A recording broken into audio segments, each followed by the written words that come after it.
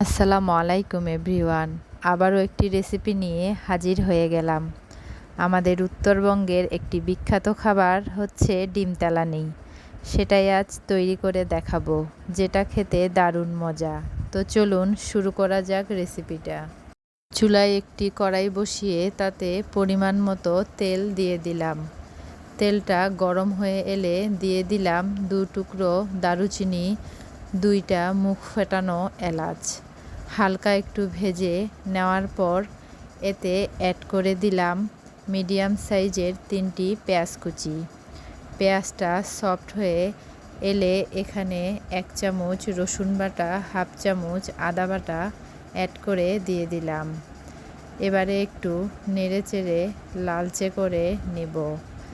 লালচে হয়ে গেলে এখানে পরিমাণ মতো লবণ দিয়ে দিলাম, হাফ চামচ হলুদ গুঁড়ো, হাফ চামচ লাল মরিচের গুঁড়ো, হাফ চামচ জিরে গুঁড়ো। ঝালটা আপনারা আপনাদের পছন্দ মতো দিবেন। এবারে মশলাটাকে আর একটু নেড়েচেড়ে পানি অ্যাড করে দিলাম, যাতে করে মশলাটা পুড়ে না যায়। এবারে আবারও ভালো করে কিছুক্ষণ মশলাটাকে পানি দিয়ে কষাতে থাকবো। আমার রেসিপিগুলো যদি আপনাদের ভালো লেগে থাকে অবশ্যই আমাকে সাপোর্ট করবেন। আপনাদের একটা লাইক আমার নতুন নতুন ভিডিও বানানোর উৎসাহ বাড়িয়ে দেয়। মশলাটা কষাতে কষাতে যখন তেলটা ভেসে উঠবে তখন বুঝতে হবে এটা কষানো হয়ে গিয়েছে।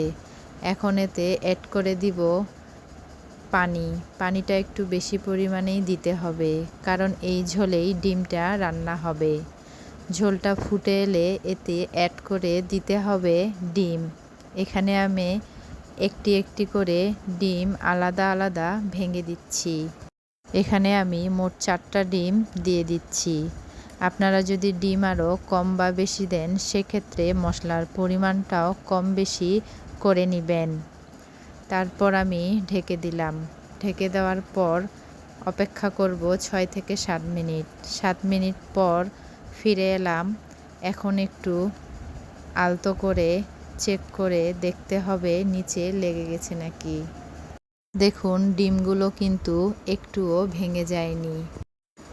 এ পর্যায়ে আমি 4-5টি কাঁচামরিচ আস্ত দিয়ে দিলাম। ডিমগুলোকে আমি উল্টিয়ে দিব না, ঝোলটা টেনে এনে তরকারিটাকে নামিয়ে পরিবেশন করব। দেখুন আমি তরকারিটাকে পরিবেশন করেছি, দেখতে কতটা লোভনীয় হয়েছে।